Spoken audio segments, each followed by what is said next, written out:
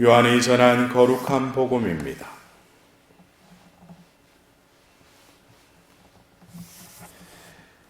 그때 유다인들이 돌을 집어 예수님께 던지려고 하였다. 예수님께서 그들에게 말씀하셨다. 나는 아버지의 분부에 따라 너희에게 좋은 일을 많이 보여주었다. 그 가운데에서 어떤 일로 나에게 돌을 던지려고 하느냐? 유다인들이 예수님께 좋은 일을 하였기 때문이 아니라 하느님을 모독하였기 때문에 당신에게 돌을 던지려는 것이요. 당신은 사람이면서 하느님으로 자처하고 있어 하고 대답하자.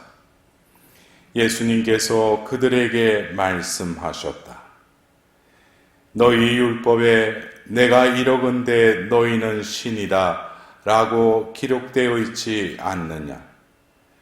폐기될 수 없는 성경에서 하느님의 말씀을 받은 이들을 신이라고 하였는데 아버지께서 거룩하게 하시어 이 세상에 보내신 내가 나는 하느님의 아들이다 하였다 해서 당신은 하느님을 모독하고 있어 하고 말할 수 있느냐?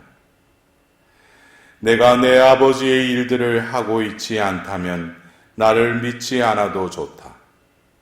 그러나 내가 그 일들을 하고 있다면 나를 믿지 않더라도 그 일들은 믿으라. 그러면 아버지께서 내 안에 계시고 내가 아버지 안에 있다는 것을 너희가 깨달아 알게 될 것이다. 그러자 유다인들이 다시 예수님을 잡으려고 하였지만 예수님께서는 그들의 손을 벗어나셨다. 예수님께서는 다시 요르단강 건너편 요한이 전에 세례를 주던 곳으로 물러가시어 그곳에 머무르셨다. 그러자 많은 사람이 그분께 몰려와 서로 말하였다. 요한은 표징을 하나도 일으키지 않았지만 그가 저분에 관하여 한 말은 모두 사실이었다. 그곳에서 많은 사람이 예수님을 믿었다. 주님의 말씀입니다.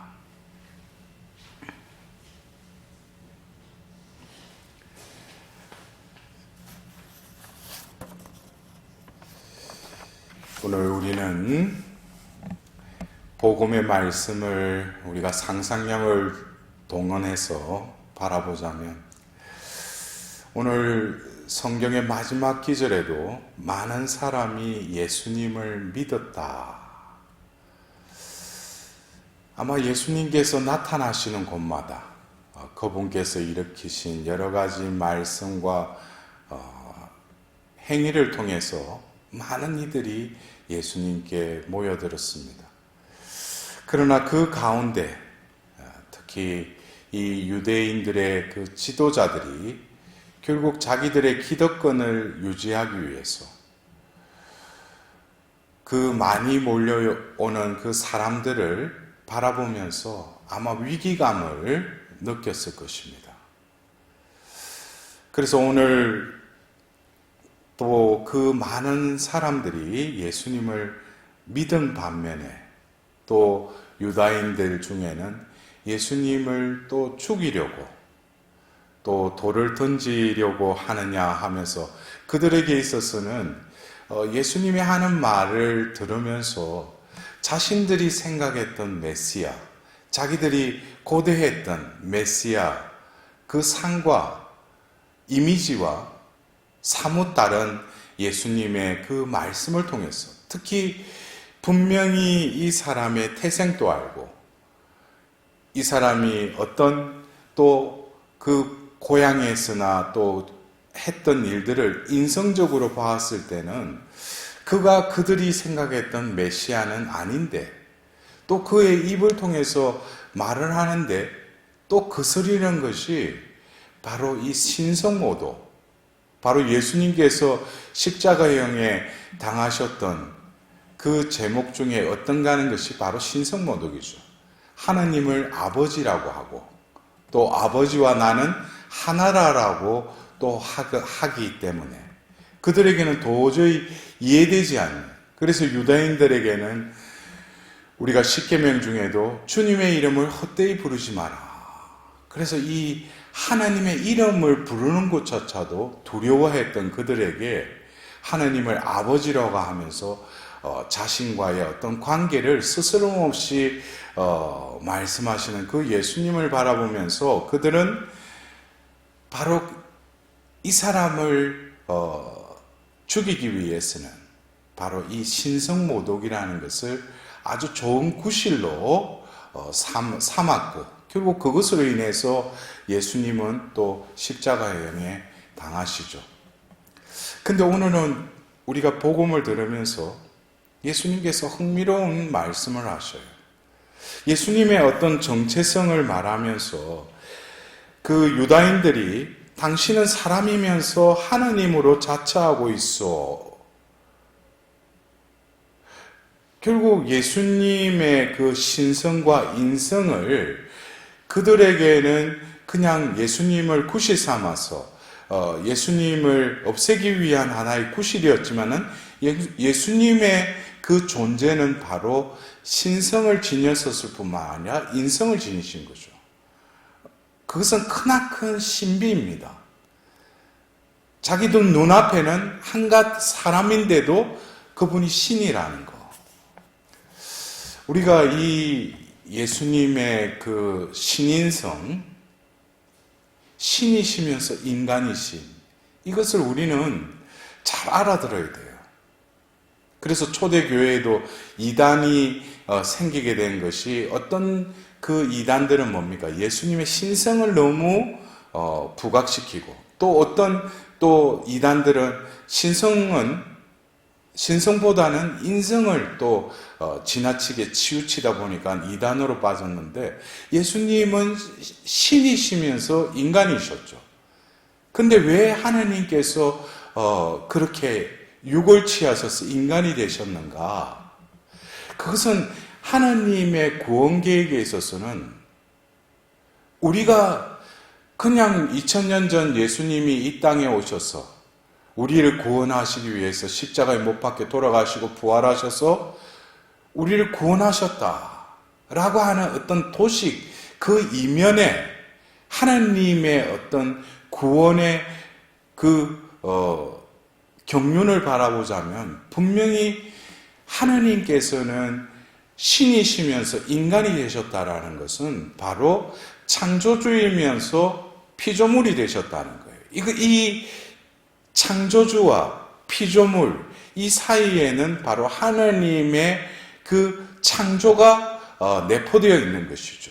하나님은 바로 창조의 하나님으로부터 이 성경의 말씀은 시작됩니다.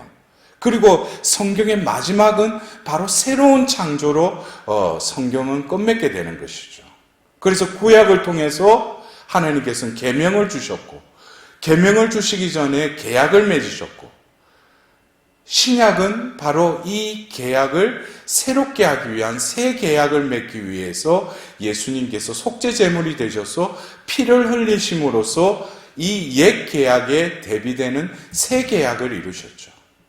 그래서 이 새 계약의 백성, 이 교회라는 공동체를 통해서 하나님은 이 새 계약의 백성을 당신의 구원의 그 여정에 초대하셨고 이 교회를 통해서 그 백성을 이끌어 가시는 것이죠. 그러나 이 창조에 있어서는 결국 하나님이 그냥 창조하셨다는 행위를 우리가 창조하셨다라는 것이 아니라 이것을 존재적인 차원에서 본다면 하나님이라는 존재, 또 그리고 이 만물을 창조하셨지만 여섯째 날에 그 마지막으로 창조한 그 피조물은 바로 당신의 존재를 담아주셨다는 거예요. 그것을 우리는 하나님의 모상이라고 그러죠. 그래서 우리는 이 창조의 사업을, 하나님의 이 창조의 이 사건을 우리는 존재론적으로 들어가면은 오늘 예수님께서 너희 율법에 내가 이르건대 너희는 신이다. 폐기될 수 없는 성경에 하나님의 말씀을 받은 이들은 신이라고 하였는데 라고 말씀하십니다. 여러분들, 이것은 조심스럽게 우리가 또 주석이 필요한 부분이지만, 너희는 신이다. 이것을 그냥 그러면은 누군가가 보면, 요즘 보면은 이단, 지금 현재에도 우리 한국에서도 별의별 신흥 종교 그런 교주들이 자신이 하나님으로부터 받은 어떤 사명을 받고 자신이 어떤 신이냐? 근데 그런 신이 아니죠. 이거는 존재론적인 차원에서 보면은 제가 조금 전에 말씀드렸듯이 하나님이 창조하실 때 당신의 모상으로 이 인간을 창조하실 때는 존재 대 존재의 차원으로 창조하셨다는 거예요. 다른 피조물은 그냥 하나님의 말씀으로, 하나님의 숨으로 창조하셨다면은 이 인간은 존재 대 존재론적인 차원에서 창조가 이루어진 것이죠. 그래서 우리가 이 하나님의 이 창조 사업은 결국 존재론적인 측면에서 본다면은 이것은 당신의 모습을 닮은, 우리와 비슷한, 그러나 더 나아가서 우리의 생명이 담겨져 있는, 머무는 존재로 하나님은 인간을 창조하셨습니다. 이것은 모든 피조물과 비교될 수 없는 독보적인 위치를 부여하신 것이죠. 그런 차원에서 본다면 하나님께서는 죄를 짓고 하나님과의 통교가 끊어진 그들은 이제 카인으로 인해서, 또 그 후손들은 이제 하나님을 멀리하고 인간들 사이에서 왕을 세우고 그들의 삶을 살아가기 시작합니다. 그러나 하나님께서는 때가 되어서 아브라함을 부르시고 결국 창세기 15장과 17장을 통해서 시나이산의 성계약인 계약을 맺으시고, 이제 탈출기 19장에 시나이산 계약을 맺으시고 법적으로, 공적으로 인격 당사자 간의 그 계약이 이루어집니다. 그것으로 인해서 하나님과 하나님 백성이라는 존재론적인 차원의 그 새로운 존재됨을 부여받은 것이죠. 하나님께서는 이 하나님 백성을 통해서 바로 하나님이심을 드러내도록 그들을 선택하셨고 부르신 것입니다. 그것이 신약에 와서 바로 이 교회의 세례를 받은 이들을 그리스도인, 하나님의 자녀라 부르신 것도 결국 존재적인 차원에서 이것을 이해할 때 바로 우리가 지내고 있는 이 사순시기, 또 성삼일과 더불어서 이 부활, 이 파스카 신비를 우리는 그냥 2000년 전 골고다 언덕에서 죽으신 그 예수님을 바라보면서 왜 예수님이 죽으시려고 하시는가? 그리고 이 교회를 통해서 우리에게 전례력을 지내고 있는 우리들이 왜 이 사순 시기에 하나님의 은총은 우리를 어디로 이끌어가고 있는가?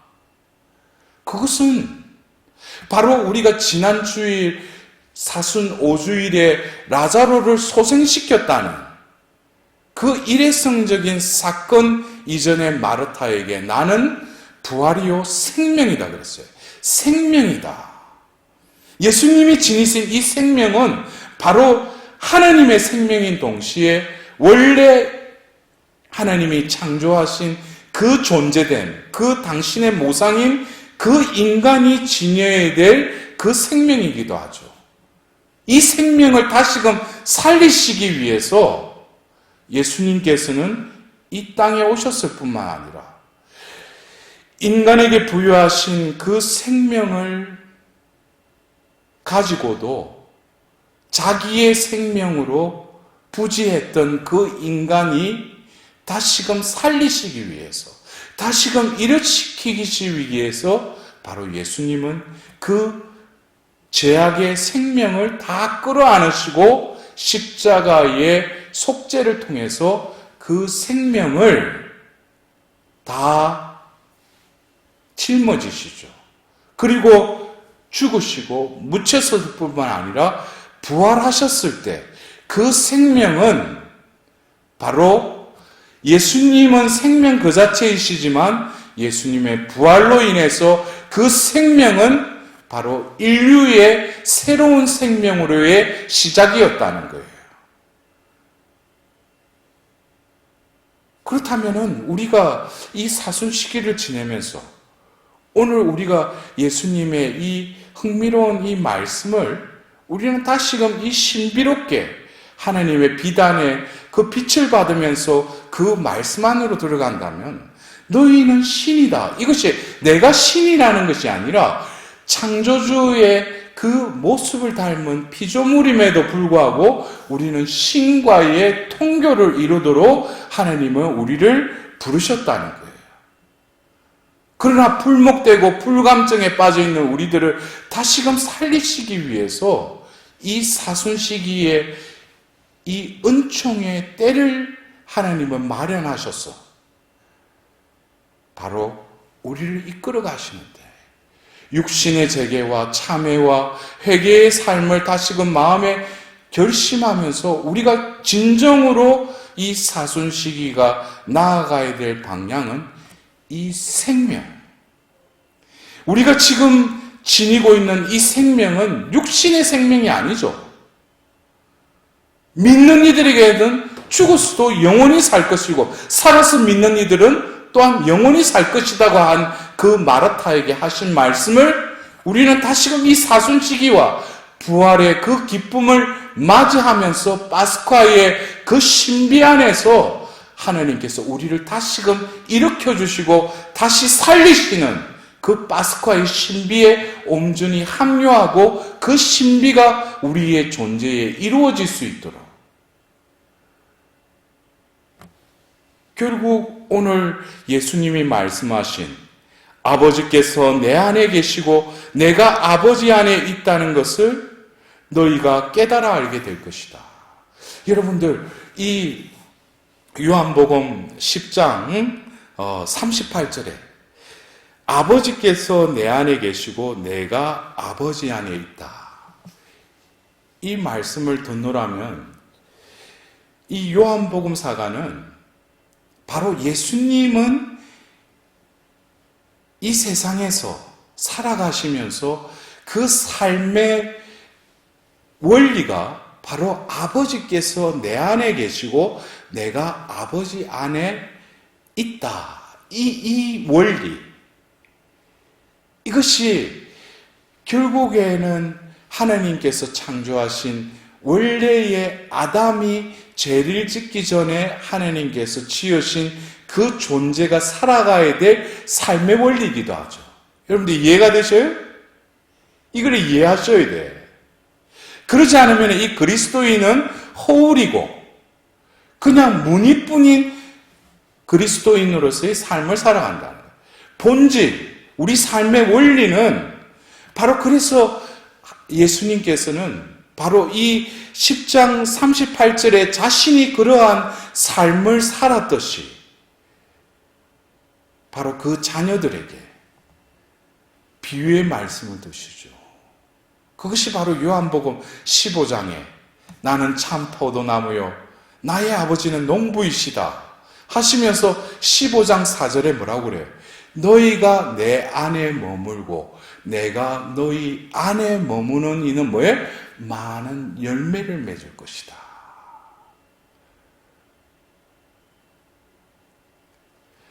하나님의 그 존재됨을 창조 때 그 인간의 안에 넣어주셨다는 거예요. 그리고 그것을 바로 2000년 전 예수님이 오셔서 사셨던 그 삶이면서 다시금 우리를 구원할 우리 존재됨을 그리로 초대하셨을 뿐만 아니라 우리는 이 그리스도인으로서의 삶의 원리를 바로 포도나무와 그 가지의 비유를 통해서 너희가 내 안에 머물고 내가 너희 안에 머무는 그 삶. 그래서 요한복음사가는 요한복음에 이어서 적은 요한일서 4장 16절에는 하느님은 사랑이십니다 하면서 너희가 사랑 안에 머물면 그 사랑이 너희 안에 머무르고, 그러면 뭐예요? 많은 그 하나님의 영광이 드러난다는 거예요. 여기서 보면 그 안에 있다, 안에 머무른다. 그렇다면은 우리가 이 사순 시기를 살면서 어쩌면 이 밖에 드러나는 죄의 실상과 더불어서 끊임없이 죄를 짓는 나의 불합리성을 아파할 것만 아니라 그 더 근원적인 거, 내가 왜 이렇게밖에 살아가지 못하는가? 그것은 하나님으로부터 부여받은 그 생명이 아직은 내 안에서 살아 움직이지 못하는 거예요. 세례를 통해서 하나님께서 살아라고 한 그 생명은 옛 인간이 지니고 살았던 생명이 아니라 새 인간으로 살아야 될 그 생명, 그 생명이 뭡니까? 새 생명이죠. 우리는 자아로 충만되어 있어요. 자아 충만. 그러나 초대교회에 성령을 받은 이들은 뭐예요? 성령 충만으로 살았다는 거예요. 이 성령께서는 우리에게 새 생명을 부어주신 거예요. 그 새 생명으로 살아가는 이들은 더 이상 이 세상에 사는 것이 아니죠. 콜로새서의 말씀, 여러분은 하늘로부터 천상 시민이라고 우리의 존재를 새롭게 부여하십니다. 우리는 오늘 이 예수님의 말씀을 통해서 우리가 신이 될 수는 없죠. 그러나 신의 생명이 우리 안에 부어졌다는 거예요. 그래서 예수님의 죽음은 바로 원래 창조된 그 존재의 생명을 바로 죄에 기울고 죄를 지을 수밖에 없는 그 생명을 온전히 없애시는 거. 그래서 우리는 옛 인간의 자아 충만으로 살았던 그 존재를 예수님과 함께 십자가에 못 박혀 죽을 때 예수님을 다시 일으키셨듯이 그 겉으로만 육신의 생명만 지니고 살아가고 있는 이들을 바로 영원한 생명, 새 생명으로 우리를 다시금 살리시는 것이 바로 부활 때 우리 가운데 이루어지는 것입니다. 오늘 우리가 일독서의 예레미야도 끊임없이 주위의 핍박과 모함과 그런 고통 속에서도 마지막에 뭐라고 그래요? 바로 주님께 노래 불러라, 주님을 찬양하여라. 지금 고통 중에 있는데 어떻게 이런 말씀을 할 수가 있어요? 그것은 뭡니까? 현실이 그럼에도 불구하고 바로 그 안에 바로 하나님의 생명이 꿈틀거리고 그 생명이 그를 사로잡았기 때문입니다. 여러분들은 과연 어떤 생명으로 살아가고 있습니까? 예수님께서 마태복음 16장 24절에 자기를 버리고 매일 제 십자가를 지고 나를 따라라. 자기를 버리고, 이것은 나에게 귀찮은 일이 아니라 그 생명을 하나님 앞에 온전히 내어드리고 그 생명됨을 온전히 포기하고 버리고 죽을 때 하나님께서는 새 생명으로 나의 존재를 다시금 살리실 것입니다. 오늘 이 미사를 봉헌하면서 다시금 예수님의 그 마음, 또한 오늘 일독서의 예레미야의 그 안에 담겨진 그 생명을 조금이라도 느끼면서 이 남은 사순 시기를 진정으로 하나님이 부여해 주신 그 창조의 생명으로 회복될 수 있도록 오늘 이 미사를 통해서 하나님께 다시금 자비를 구하도록 합시다.